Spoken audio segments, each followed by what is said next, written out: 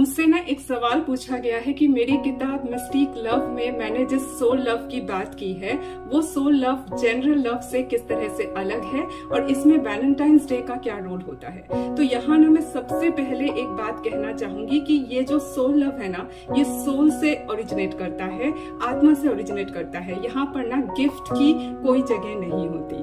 मतलब गिफ्ट दे करके खुश हो जाना या गिफ्ट पा करके खुश हो जाना, ये वाली बात इसमें नहीं होती। और ये जो वैलेंटाइंस डे वाला जो कॉन्सेप्ट है ना, इस कॉन्सेप्ट में जो गिफ्ट की बात है ये एक कमर्शियलाइज्ड कल्चर है। इसका सोल लव से कोई कनेक्शन नहीं होता।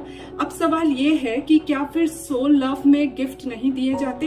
बिल्कुल दिए जाते हैं, लेकिन ना इस गिफ्ट का जो रूप होता है बहुत स्वीट होता है। कैसा होता है कि सोल पार्टनर को ना दूसरा जो पार्टनर होता है वो सिर्फ पीस और हैप्पीनेस देना चाहता है। गिफ्ट को बीच में ला करके यहाँ पर देखने वाली बात होती ही नहीं है। से ना एक बात ये निकल करके सामने आती है कि मुझे क्या मिला, ये वाली बात जो है ना सोल पार्टनर नहीं सोचते हैं। मतलब ये जो मैं वाली बात होती है, और मैं वाली बात से मेरा मतलब ये है कि हम क्या हासिल कर रहे हैं इस रिश्ते से, उनको मुझे ये देना था उन्होंने नहीं दिया, ये जो डिमांडिंग वाली बात होती है ये यहाँ पर नहीं होती। अब आप जनरल लव में देखिए, मान लीजिए कोई जनरल लवर वीकेंड में मिल रहे हैं, तो चलता क्या है दिमाग में कि जैसे ही मिलेंगे पूरे हफ्ते में हमारे साथ क्या क्या हुआ हम सब जो है उड़ेल करके रख देंगे। तो अगला जो है ना वो दूसरे को समझ क्या रहा है, उसके माइंड को वो डस्टबिन समझ रहा है। तो इसकी मैं कुछ देर तक चलेगी, लेकिन उनका भी तो एक लेवल है ना। उसके बाद उनका दिमाग जो डस्टबिन बना है वो तू शुरू कर देगा, फिर तू मैं शुरू हो जाती है। पूरा लव जो है ना, ये लव का जो पूरा ग्राउंड है ये पूरी तरह से ना डंपिंग ग्राउंड बन करके रह जाता है। और फिर जो जनरल स्टेटमेंट निकल करके आती है वो ये कि जब भी हम मिलते हैं झगड़े होते हैं। अब आपको जानना होगा ना कि ये झगड़े कहाँ से हो रहे हैं, इसके रूट कहाँ पर है। इसके रूट में सोल कनेक्शन नहीं है, मटेरियल है, जिस वजह से ये झगड़े होते हैं। अब जो सोल कनेक्शन होता है ना उसमें नेचर बहुत इंपॉर्टेंट रोल प्ले करता है। नेचर ना इस रिश्ते में फेविकोल की तरह काम करता है। जो सोल पार्टनर्स होते हैं ना, जब भी किसी सुंदर नेचुरल प्लेस में होते हैं तो वो ना नेचर को बहुत बहुत डीपली फील करते हैं। वो घंटों चुपचाप बैठे रहें, एक दूसरे से न भी बोले, तो ये जो नेचर है ना वो उनके भीतर रिसने लगता है, क्योंकि वो नेचर को डीपली फील कर रहे हैं। तो ऐसे में क्या होता है, नेचर की ब्लेसिंग तो मिलती ही है, यूनिवर्स की ब्लेसिंग भी मिलती है। अगर साइंटिफिक भाषा में कहें तो किसी भी सुंदर जगह पे नेगेटिव आयंस होते हैं जो पॉजिटिव इफेक्ट्स क्रिएट करते हैं। जब हम साइलेंस में होते हैं ना, एकदम साइलेंट होते हैं, तो ये जो नेगेटिव आयंस है वो हमारे भीतर गहराई से रिश्ते हैं, क्योंकि इलेक्ट्रोमैग्नेटिकली हम उसको अपनी ओर अट्रैक्ट भी करते हैं।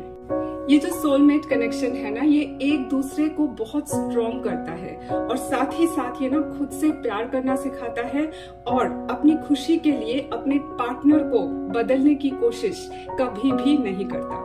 और इस सोल कनेक्शन में एक लाइफ मिशन सेंटर में होता है, और उसमें एक सर्विस वाली फीलिंग जरूर होती है, और उसी सर्विस में ना ये लोग अपनी एनर्जी लगाते हैं, और यहीं पर उनका प्यार जो है, उनका लव जो है वो और भी ज्यादा स्ट्रांग होता है। अब देखिए, माइंड जो है ना उसे एनर्जी हब कहा जाता है। तो आप अगर इस एनर्जी को किसी सर्विस, किसी काम, किसी मिशन में नहीं लगाओगे तो ये जो एनर्जी है ना आपके रिश्ते को ही खाने लग जाएगी। एक दूसरे से डिमांड करते करते, लड़ते लड़ते आप बाकी जिंदगी गुजार दोगे।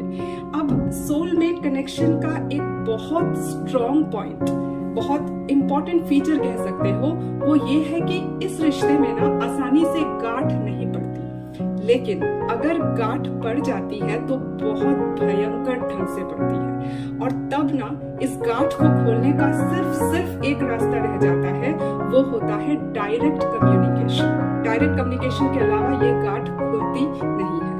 ये जो सोलमेट कनेक्शन है ना, चाहे किसी दो औरतों के बीच हो, दो बहनें हैं उनके बीच हो, बाप बेटे के बीच हो, माँ बेटी के बीच हो, या दो दोस्त के बीच हो, या किसी स्त्री पुरुष के बीच हो, किसी के भी बीच में हो, लेकिन यहाँ पर डायरेक्ट कम्युनिकेशन के अलावा और कोई चारा नहीं रहता गांठ को खोलने का।